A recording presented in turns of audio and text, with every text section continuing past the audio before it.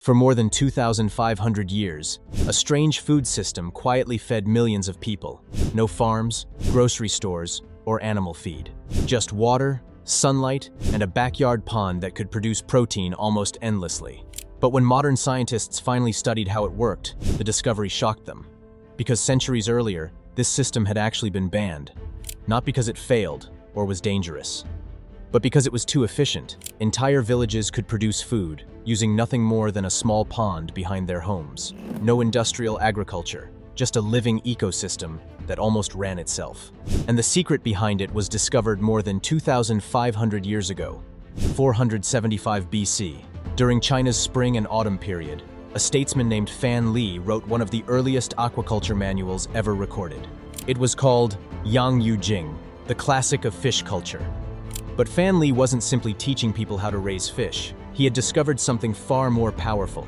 A pond could become a self-sustaining biological machine. Fish reproduced naturally. Plants cleaned the water. Animals fertilized the system. And once it was balanced properly, the ecosystem could feed families for generations. Thanks for watching. Over time, farmers realized something extraordinary. Different fish lived in different layers of the water. Some fed near the surface. Others filtered algae, cleaned the bottom. When farmers raised them together, the pond suddenly became far more productive than anyone expected. Instead of raising one species, they had accidentally created a complete food web. And the result was astonishing. A single pond could produce huge amounts of protein year after year, often without any artificial feed at all. But then something unexpected happened during the Tang Dynasty. An imperial rule suddenly banned the very fish that made the system possible.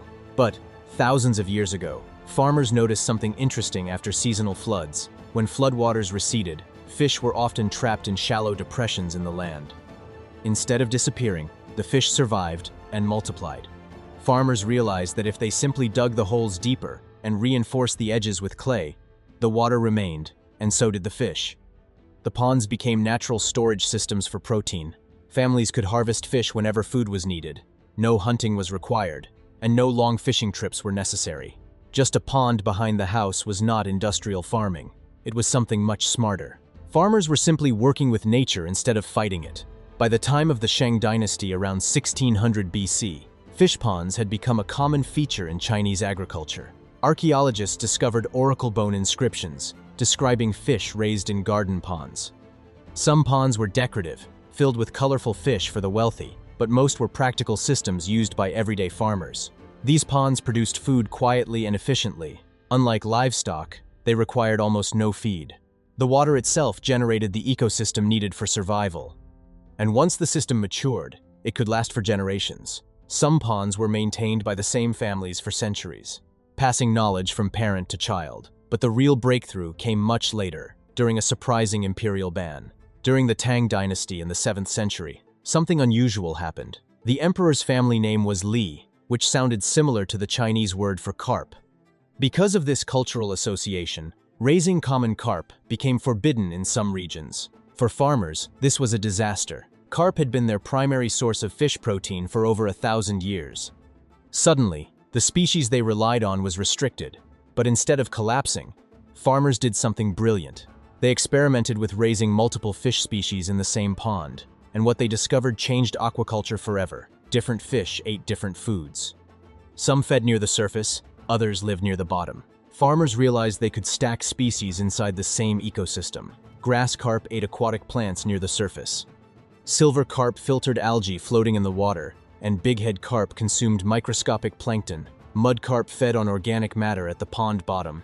Each species occupied a different ecological layer. They did not compete for food. Instead, they recycled waste into nutrients for the entire system. And suddenly, the pond became dramatically more productive. They didn't raise one species. Farmers created a complete food web. This innovation became known as polyculture, and it allowed a single pond to produce incredible amounts of protein. By the year 1200 AD, travelers visiting China documented fish ponds everywhere, and entire villages relied on them for food. Some ponds had been operating continuously for hundreds of years, and the most astonishing detail was this. Many of these ponds required no artificial feed at all. The ecosystem produced everything the fish needed. Sunlight fueled algae growth, which fed plankton. Plankton fed fish. Fish waste fertilized plants, S, and plants cleaned the water. It was a closed biological loop that modern scientists now call a regenerative food system. When European settlers arrived in North America, they brought livestock farming traditions with them. Cattle, pigs, and chickens became the dominant protein systems. These animals required feed, fencing, barns, and constant management. The idea of an edible pond seemed primitive to many settlers, but in reality, it was highly advanced ecological engineering. Over time, ponds in Western countries became mostly decorative. They were used for koi fish, fountains, and landscaping. Very few people viewed ponds as food production systems. The ancient knowledge slowly faded from public awareness until scientists rediscovered it in the 20th century. In the 1960s, researchers at Auburn University in Alabama began studying traditional fish pond systems used in Asia. One of the leading scientists was Dr. H.S. Swingle, a pioneer in aquaculture research, who built experimental ponds as small as 1,000 square feet. They stocked them with species like channel catfish and bluegill. The results were shocking. Some ponds produced over 350 pounds of fish per year. That amount of protein rivaled livestock production using far less land. The ponds required minimal feed and very little maintenance. Researchers concluded that small-scale aquaculture could dramatically improve food security, but the idea never became mainstream. Industrial agriculture was already dominating the food system. At its core, the ancient pond system has 4 living components. Fish are only one part of the system. The real power comes from how all the organisms interact. The pond becomes a self-balancing ecosystem, and waste from one species becomes food for another. Sunlight fuels plant growth, and plants clean the water. Microorganisms break down organic material, fish convert those nutrients into edible protein, and humans simply harvest the surplus. When properly balanced, the pond almost runs itself. In traditional systems, ducks played an important role. They were not just livestock, but were biological managers of the pond. As ducks swim, they stir sediments at the bottom. This releases nutrients into the water column. Their droppings add nitrogen, which feeds algae growth. Algae support plankton populations. Plankton feeds small fish, and the food chain continues upward. Some breeds like khaki Campbell ducks can lay up to 300 eggs per year, so the system produces both fish and eggs simultaneously. Aquatic plants act as the natural filtration system. Species like cattails absorb excess nutrients from the water. This prevents harmful algae blooms. Water lilies provide shade, lowering water temperature, and submerged plants release oxygen during daylight hours. Floating plants like duckweed grow extremely fast, and duckweed can double its mass in 48 hours under ideal conditions. Ducks and fish can both eat it, so the pond continuously produces fresh plant food. This reduces the need for external feed. In many ways, the plants function like the kidneys of the ecosystem. Fish are the main protein source in the system. Common species used today include bluegill, catfish, and tilapia. Bluegill reproduce naturally and require almost no care. Catfish grow quickly and tolerate a wide range of conditions. Tilapia grow extremely fast in warm climates. Under ideal conditions, tilapia can reach 1 pound in about 6 months, and fish convert the ecosystem's nutrients into edible protein. Unlike livestock, they do not require grazing land. A small pond can support dozens of fish at once, and many species will naturally reproduce, meaning the pond can eventually stock itself. The final component is invisible but essential. Beneficial bacteria perform the nitrogen cycle. They convert fish waste into usable nutrients for plants, and ammonia becomes nitrite. Nitrite becomes nitrate. Plants absorb the nitrate, and the water remains healthy for fish. Without these microbes, the ecosystem would collapse, but once established, they regulate the pond automatically. This is the biological engine powering the entire system, and it requires no electricity or machines. Today, rising food prices and supply chain disruptions have renewed interest in backyard food systems. Researchers and homesteaders are revisiting ancient aquaculture methods.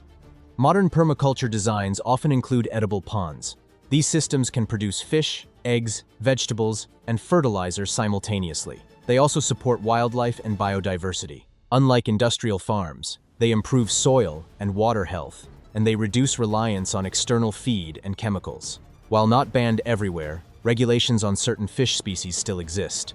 This is mainly to prevent invasive species from escaping into wild waterways. But the basic concept of backyard ponds remains legal in many regions. and the knowledge is slowly returning.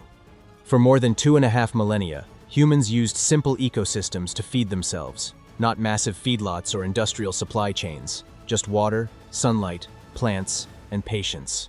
A quiet system working in harmony with nature. Modern research into traditional aquaculture has revealed additional benefits that were not fully understood in ancient times. Scientists studying pond ecosystems have discovered that fish ponds often become biodiversity hotspots. Amphibians, insects, birds, and beneficial microorganisms naturally gather around stable water sources. This increases ecological resilience and creates a small but powerful food web that supports the entire system.